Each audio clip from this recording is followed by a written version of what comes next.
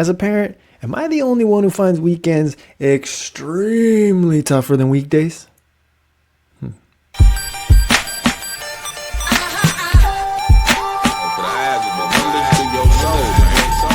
don't like people, you know what I mean?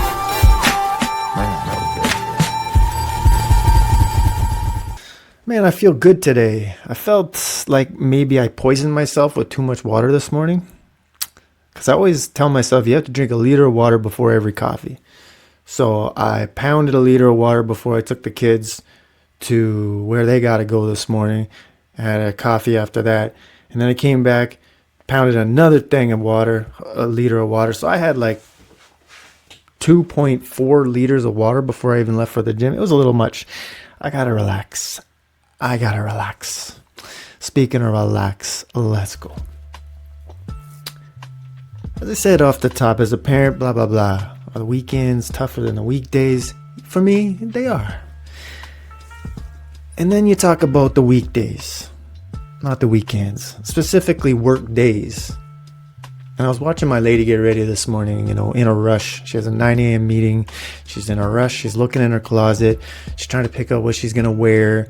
She's got to get out of the house at a certain time. Traffic. She's got to drive to her office downtown. And it made me think. I was watching her for a second. I said, I do not miss that rush in the morning to get to the office at all. I remember those mornings. Staring in my closet. Driving. I used to drive down Danforth. Oh my gosh, I didn't miss that. And then you got to leave at a certain time so that you can pick up your kids on time. And they're on a timer at the daycare or wherever you're picking them up. No, I don't miss that at all. And this is before when I used to not drive, before I met my lady, I had the TTC pass when they were still $100, $99. Remember that? The card. And I did like a 10-year bid with TTC. Bus, streetcar, subway. That's how I got everywhere. And specifically on the west side, when I lived on the west end, it was all TTC to get to work, to get to where I was going. That was my everything. That was my transportation for $100 a month. And that reminded me of a time. I need a sip of my coffee before this story.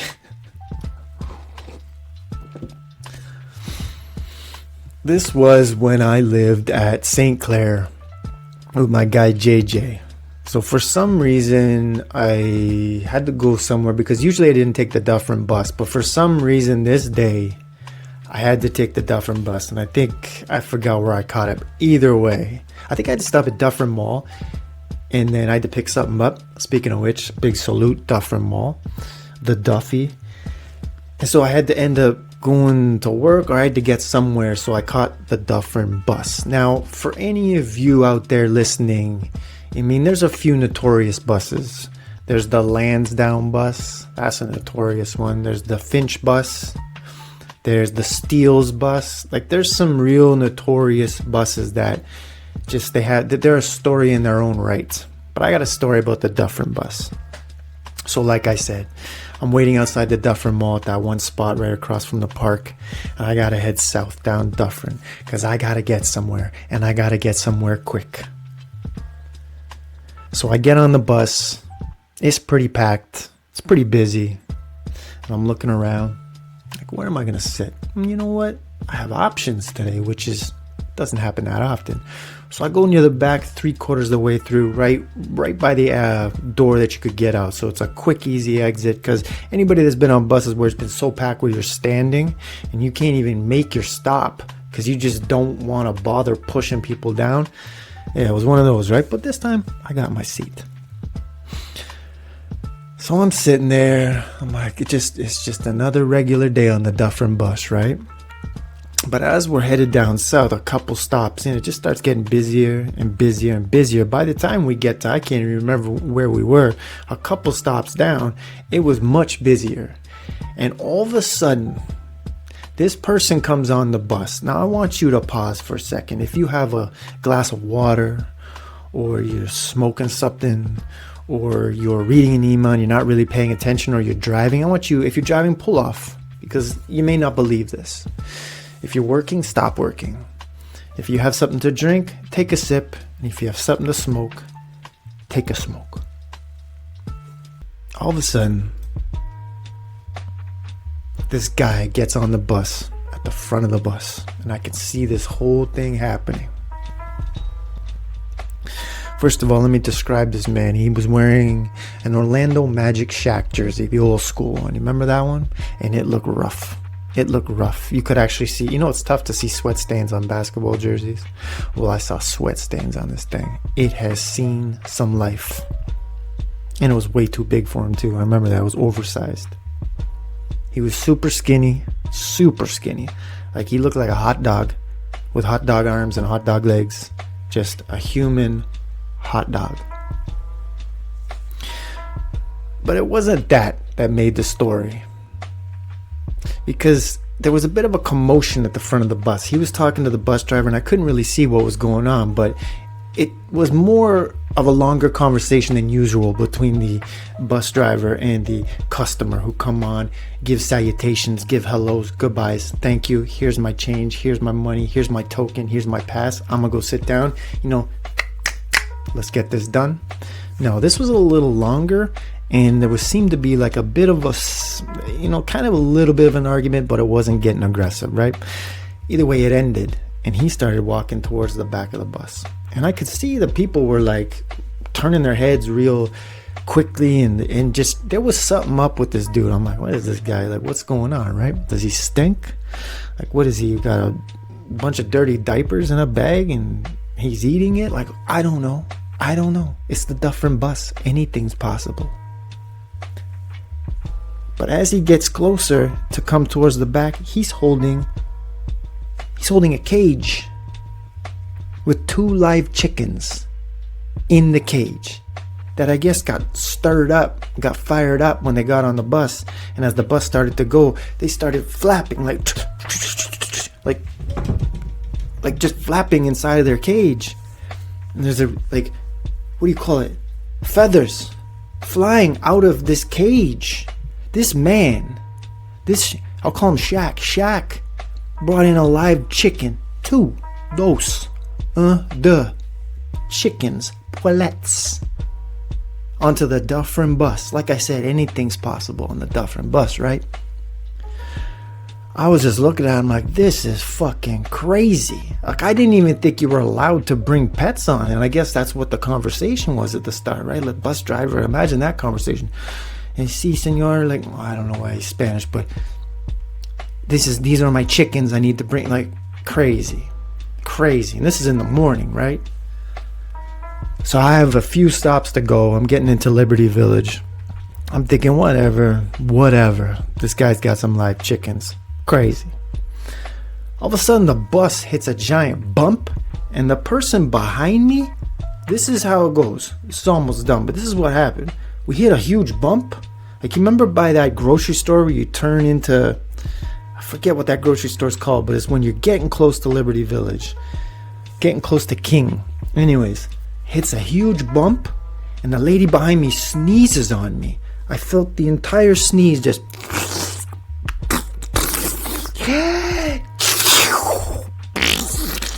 It was like a nose fart, and all the liquid diarrhea from her nose just went straight onto my neck. I felt that. I was like, ugh. But in the same time that I took her sneeze to the neck, I turned around to look at her.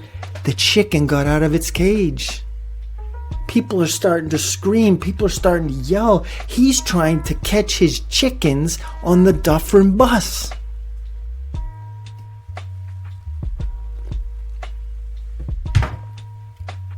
Let me tell you that one more time. There were live chickens flying in the Dufferin bus. We're now parked on the side of Dufferin, or wherever we were at, 4 ways on, bus drivers telling people to settle down, Shaq is trying to get his chickens and people are screaming. I'm wiping saliva off the back of my neck and I don't know what to do. Do I get off? No. I'm trying to get to work, goddammit. Man, only in Toronto, right? The Dufferin bus, where dreams are explored. Anyways, I got off the bus and I just walked to where I was going at. I looked back. There's no word of an exaggeration. People were running off this bus like this. Like, look at this. And there's like chicken feathers. I could see them just flying all over the place. And people were trying to help Shaq get his chickens too. That was my morning, man. I don't miss that shit. Not one bit. Oh my God. Where do we go from there?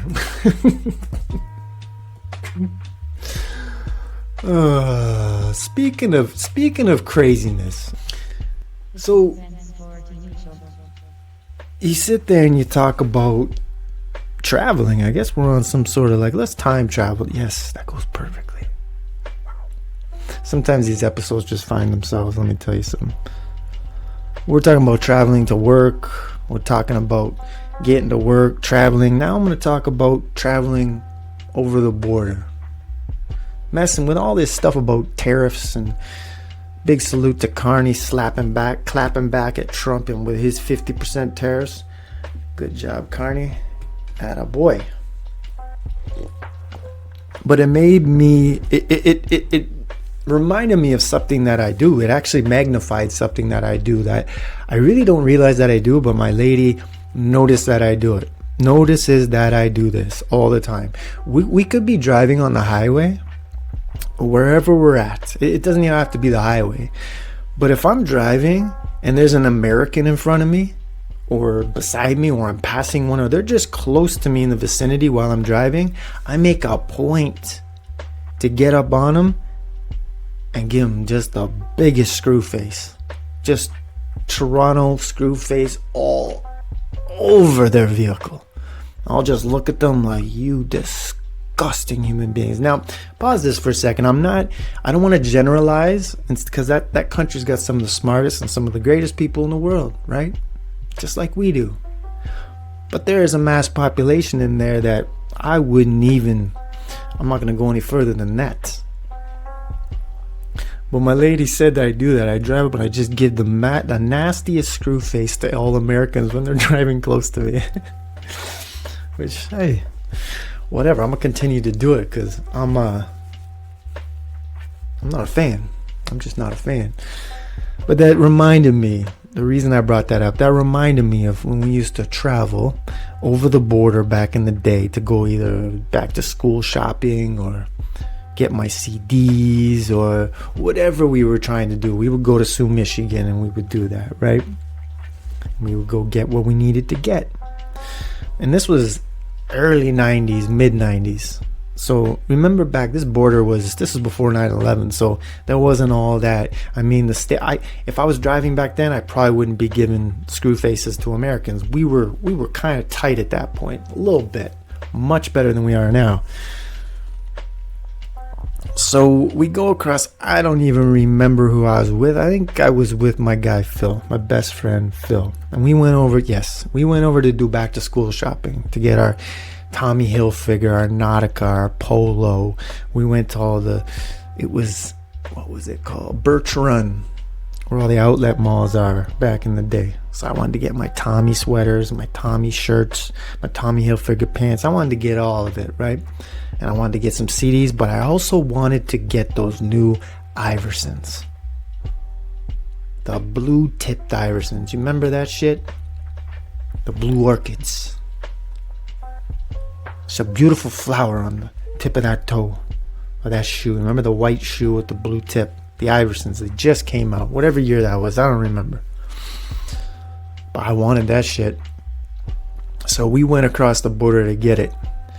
And in the meantime, and in between time, 1 + 1 = 2. I'm going to get some CDs. I'm going to get some shirts.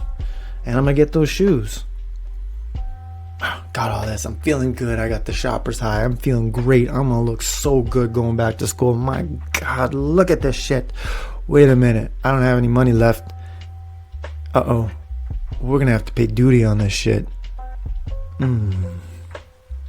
So we did the old trick. You remember this trick? We got close to the border and we pulled over wherever we were at, and we just put all our shirts on top of each other and throw away all the tags, all the receipts, all the bags, everything. Make sure our shirts are clean of anything.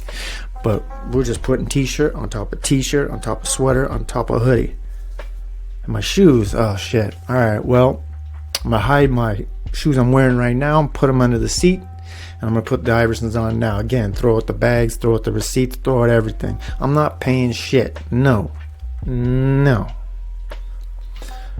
So we get close to the border, and I've got like 9 shirts on. I'm sweating to death, right? It's end of summer. It's August. I've got a sweater on with like 9 t-shirts. And I got my Tommy jeans on, and I got these brand new, just unscuffed, perfect pair of tennis shoes, my Iversons on, right? And they're like, anything to declare when we get to the border? And we're like, nope, officer. They're like, what'd you buy? I said, I bought a CD. And I just showed him one CD. And he goes, can you guys just pull over there? I'm like, oh no. So he makes us get out, and he looks at me. I'll never forget. He looks at me. This is the Stortini show. He looks at me. He looks me head to toe. Looks at my shirts. Plural. Says, aren't you hot? Was I? No, officer. I thought it was going to rain today. He goes, those shoes look really brand new. Did you just get those? No, sir. I like to keep my shoes clean. Straight face, looked right at him. He goes, took a look into the car, didn't see any bags, no evidence, no face, no case. He knew damn well what we were doing, that old trick. He goes, boys, just get home. He sent us on our way. Thank you. Those were before the tough times. Those were before the tariff times, right? Man, remember that shit. I looked good first day of school. I remember those white Iversons, Tommy Hilfiger jeans with the loop, Tommy sweater. Oh my God, I look like Paul Wall. A 90s Paul Wall.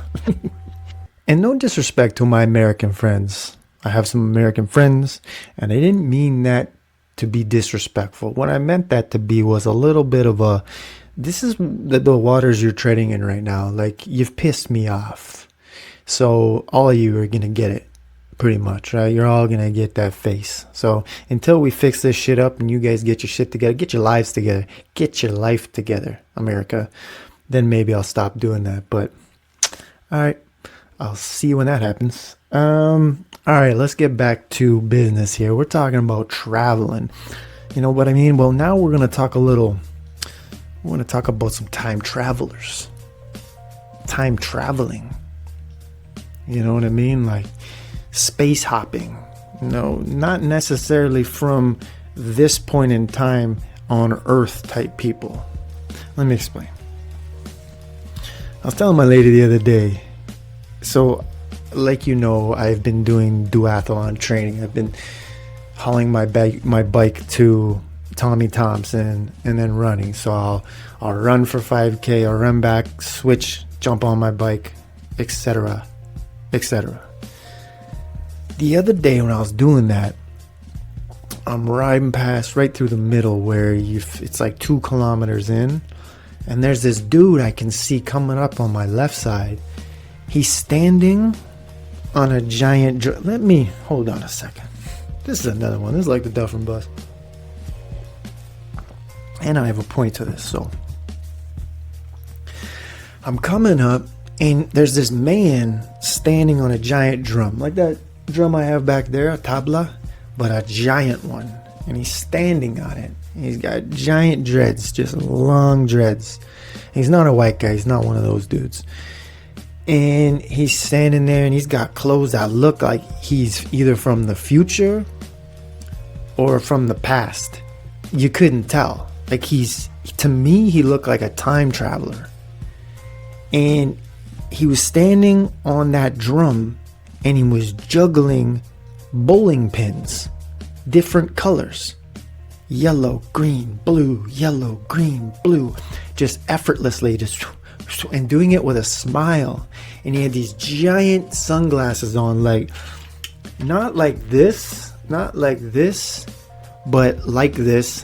just black. Like, he did not want anybody to see his eyes. He's just here to juggle, inspect Earth at this point in time in this park, and go back to the future or back to the past or wherever he's headed. Jump back on his spaceship. But I slowed down my bike and I rode past and I gave him one of these. I looked him right, made sure he knew I was looking at him. I gave him a smile. He gave me a huge smile, gave me a nod like a yo, and kept juggling. And then when he juggled, he flipped it up higher and gave me a wave and then caught it. I was like, this dude, one of a kinder. And then it happened again, but somebody different. So the next day I decided I'm going to do that again. I'm going to do the duathlon. This is what happens. I get obsessed with things, right? So I throw the bike in the truck. You know the story. I head back down. But I'm driving down Greenwood, just getting close to Dundas. And that's where Greenwood Park is. And there's a hill right there. I used to run those hills during COVID. I used to run up backwards and forwards and backwards and forwards and going a little bit crazy. But I ran those hills. And anyways, I stop at the red light and I look over and there's this giant white blanket laid out on the hill. And there's 3 little dogs all laying on this white blanket. And there's a man standing on the blanket in the center of the blanket wearing all white. You know, like those cult outfits, just a white robe. And he's standing there and he's got wild gray hair. And he's doing this one stretch where he's just got his one leg up and the one leg behind him. He just keeps going up and down with a huge smile on his face. And I looked at him just like I looked at the time traveling juggler. And I looked over at this guy and he did the same thing. I looked him in the eyes. I gave him one of these nods. I gave him a smile and a wave. He stopped his stretch. He shook out a little bit. Gave me a wave and a big smile and a big thumbs up like this.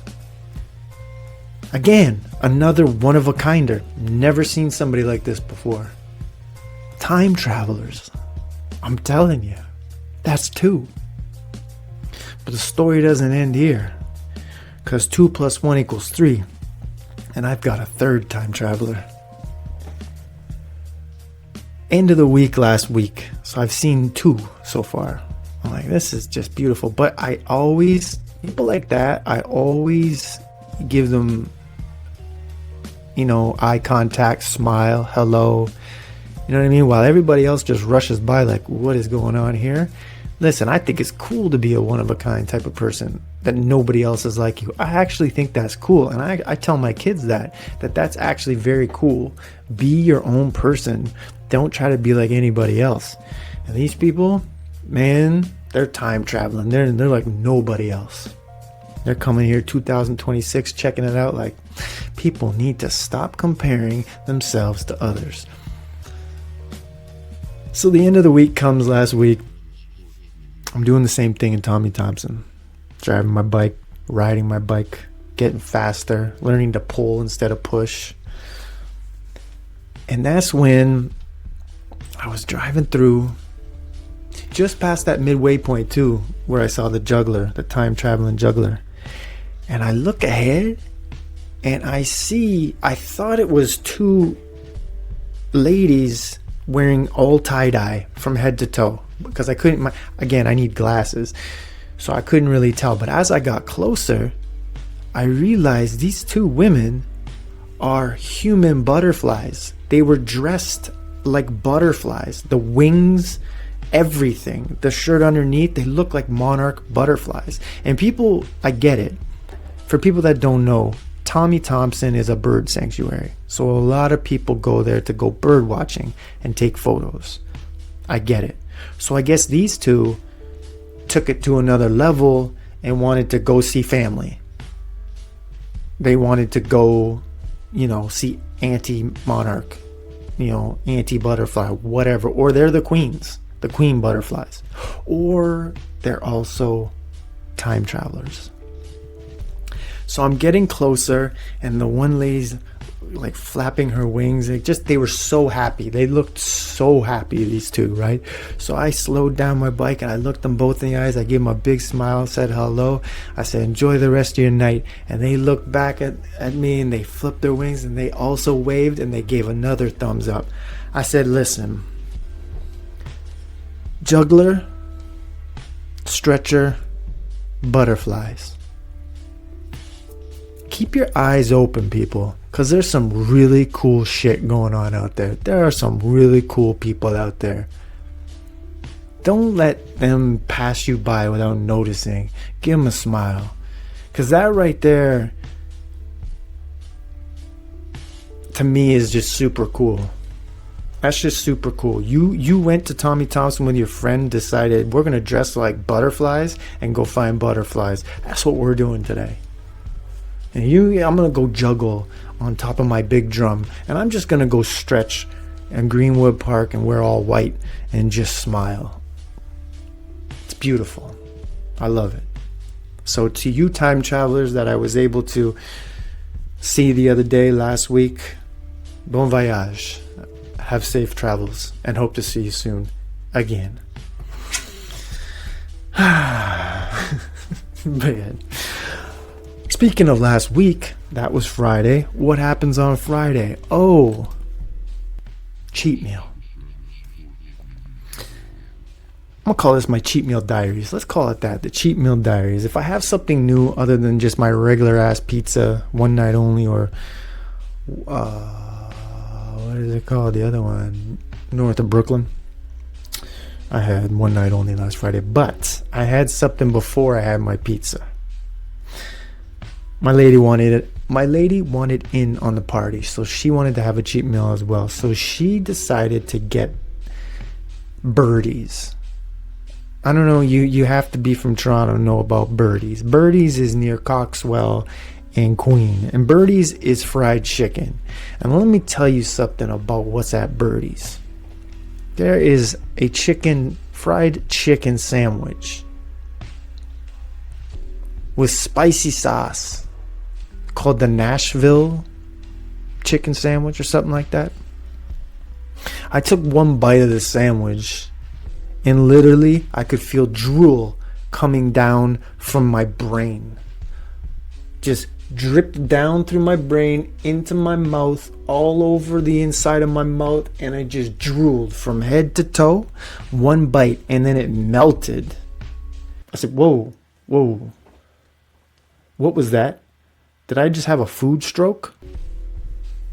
And I looked at my lady and I said, we were watching Jeopardy before we were going to watch the new Ted Lasso. I said, this is the greatest chicken sandwich I have had in my entire life. I actually got a little upset that it was that good.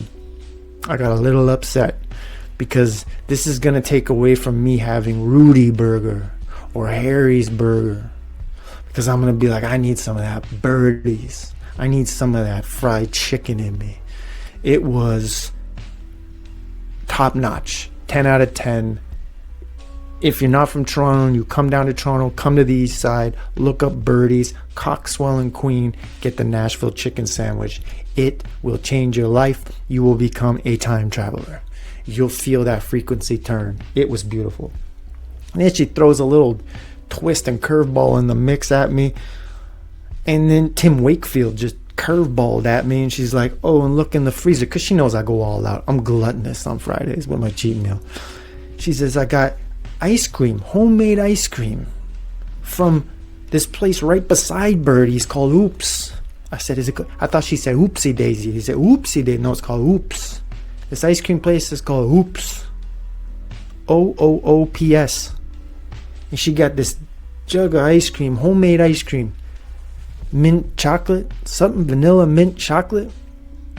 And she got cones. She made me a cone after my chicken sandwich and my pizza, and I sat there and she started laughing, and I was like, what's so funny? And she goes, you're eating that like a little kid.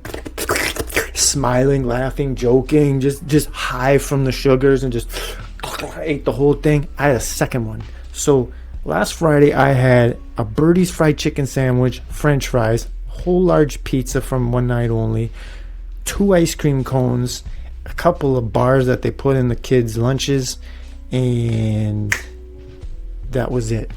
That was my cheat meals. Yeah, I'm getting hungry already, but it's Tuesday. Still got a few days to go. All right, where are we going to end this? How are we going to end this? You know how we're going to end this? I'm going to suggest one documentary, actually. I want you guys to go to Netflix, and I want you to watch, it's called Boeing.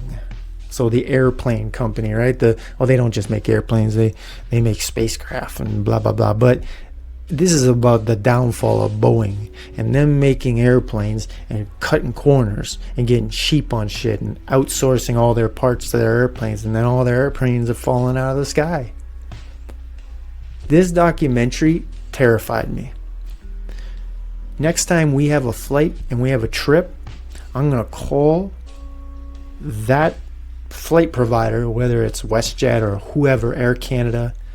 I'm going to ask them, say, listen, are your airplanes Boeing? And if they say yes, I'm canceling my trip. And I'm not even kidding you.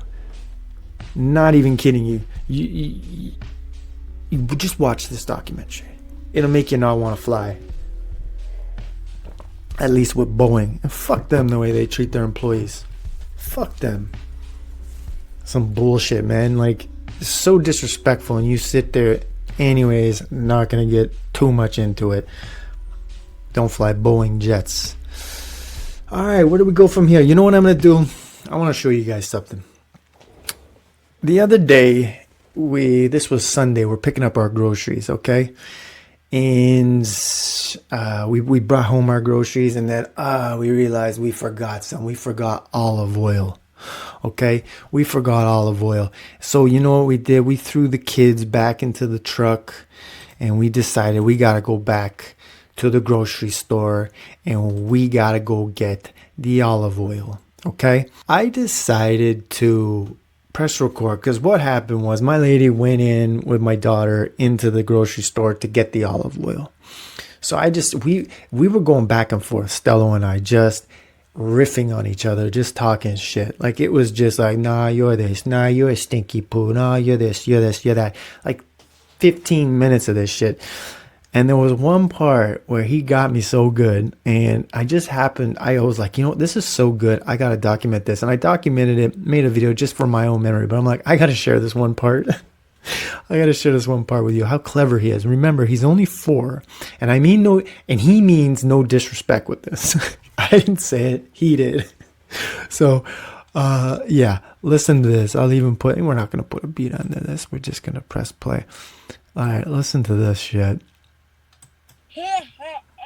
You smell like a stinky Tudor fart. You are a man who walks in that store. No! I don't work at No Frills. Yeah, you do.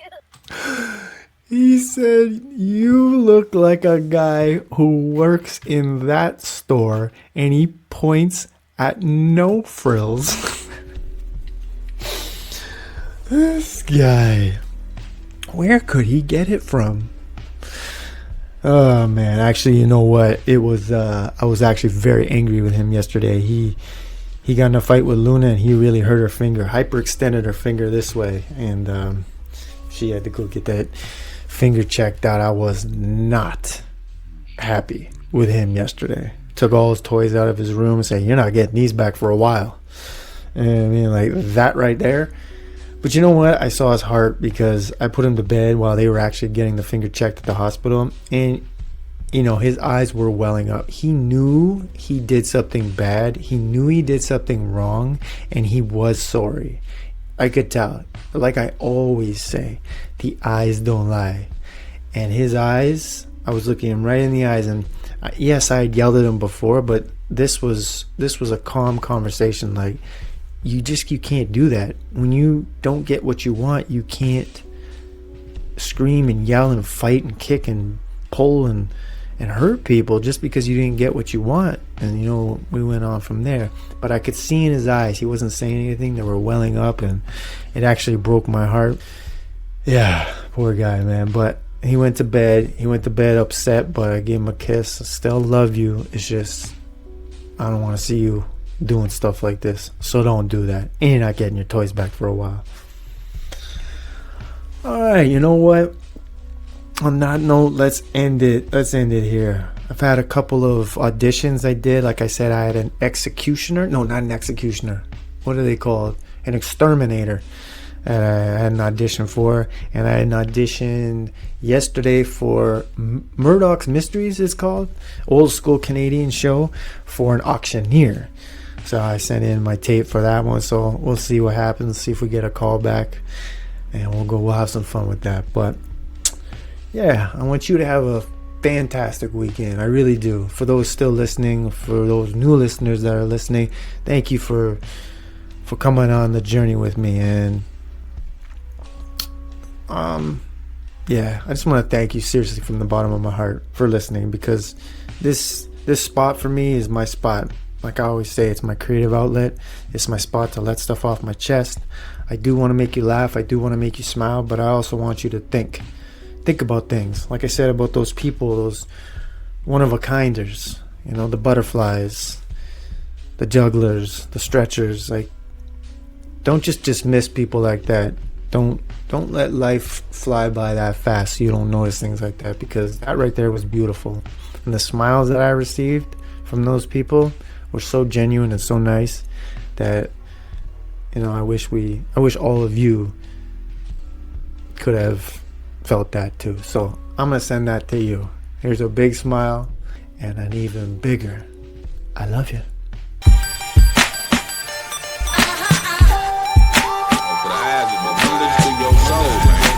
Guys don't like people, you know what I mean?